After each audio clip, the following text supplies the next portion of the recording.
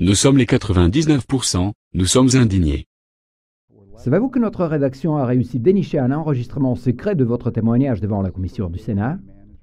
J'espère que vous réalisez que si vous le savez, c'est parce que j'ai décidé que ça se passe comme ça. C'est-à-dire, c'est vous qui provoquez les événements. Pourquoi? Mettez l'enregistrement et je vous expliquerai tout après. Je vais répondre franchement à toutes vos questions, mais j'insiste que mes déclarations ne soient pas révélées au grand public. Bien entendu. Veuillez arrêter toutes les caméras et tous les journalistes sont priés de quitter la salle. Posez-moi vos questions.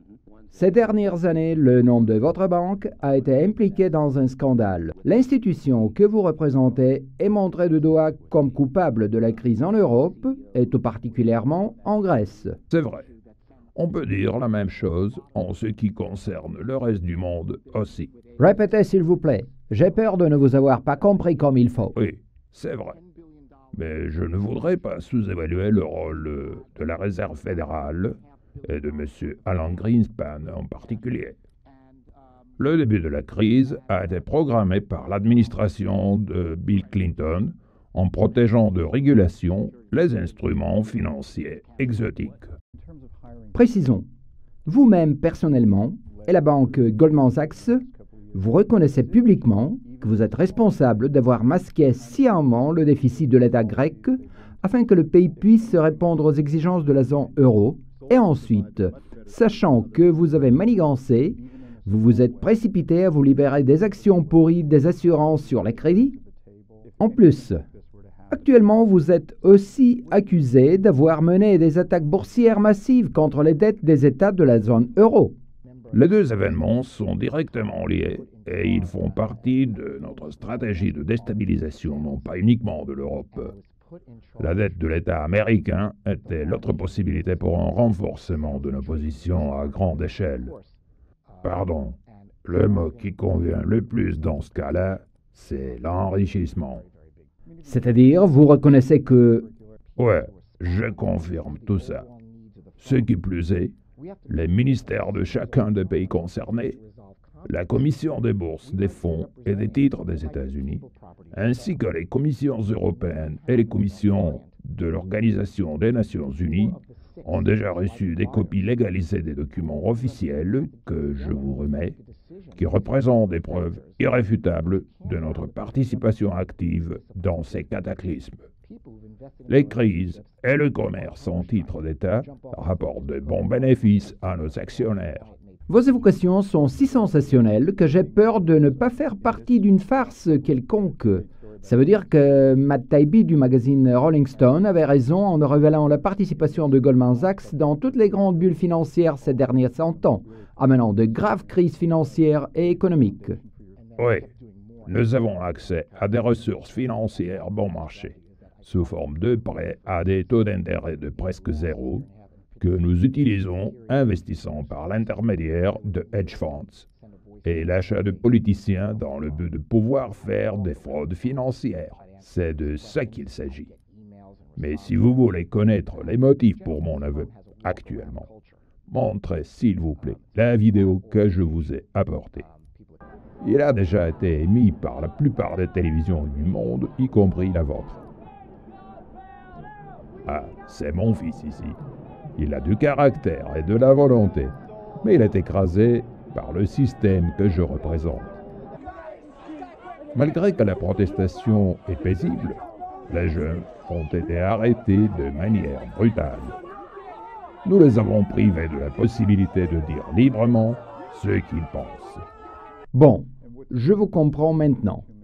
Mais les documents que j'ai pu consulter pourraient vous emmener en prison. Ils sont... Monstrueux. Je sais. J'ai fait le nécessaire.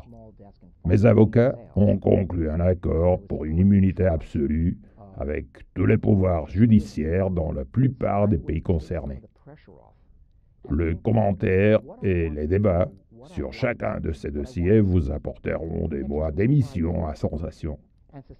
Toutefois, derrière la terminologie sophistiquée se cachent des choses simples. De l'argent et du pouvoir. Est-ce que cela signifie que par votre déclaration d'aujourd'hui, Vous renoncez l'argent et le pouvoir. Oui.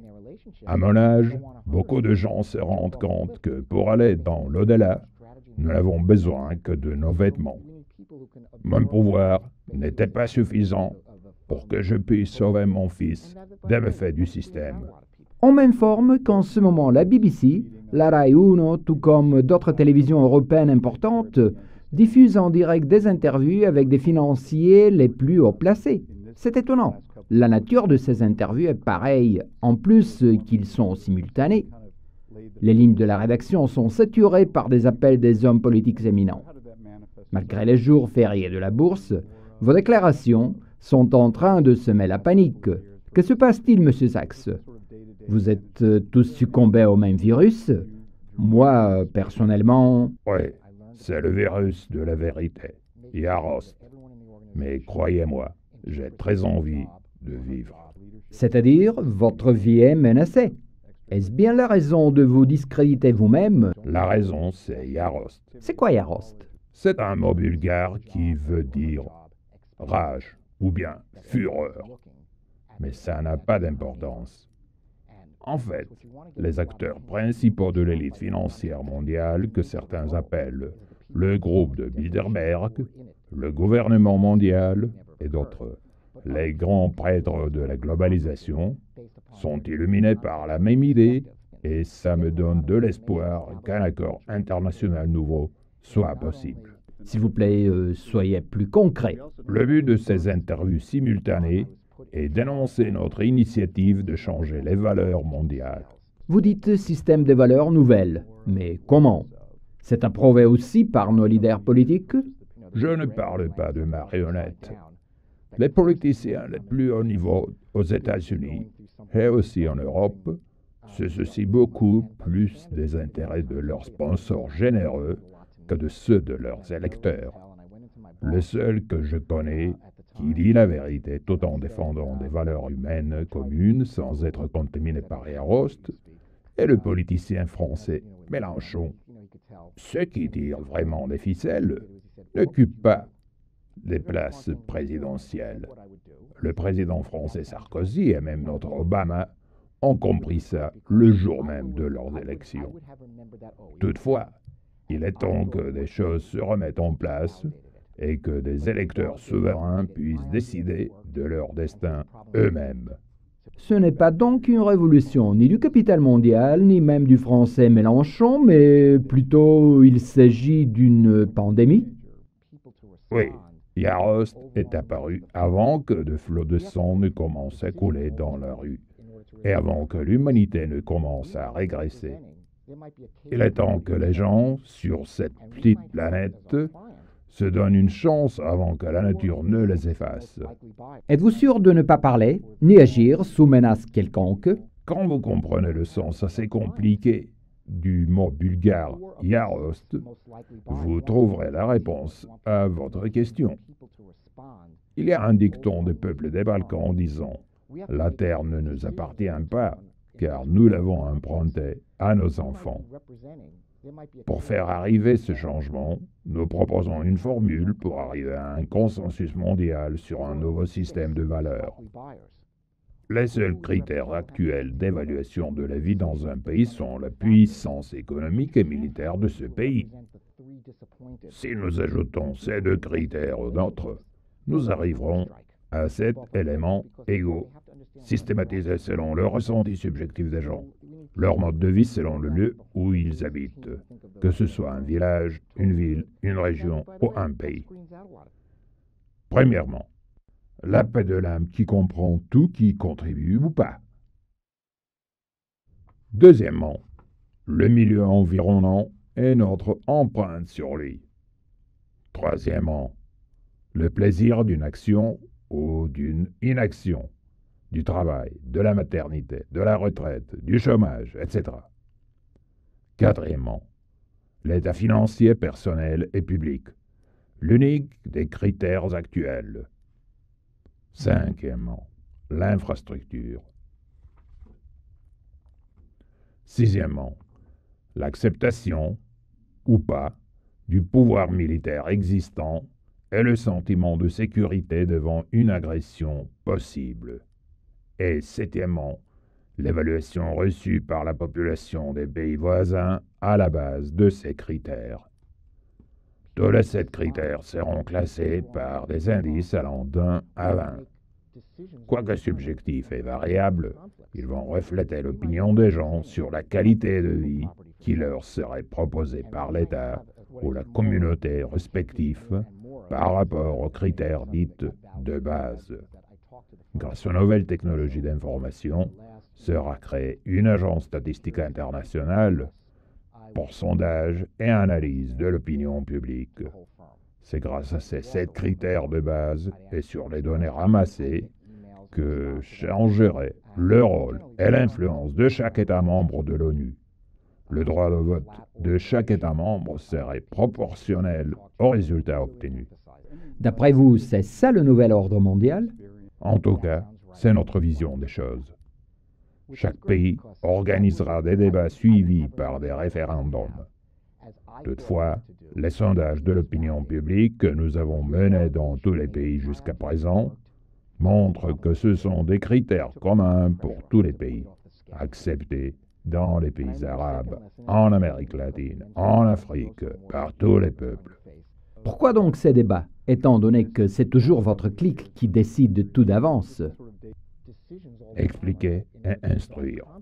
Le but du référendum est que les gens puissent décider eux-mêmes s'ils veulent faire partie de cette nouvelle organisation mondiale.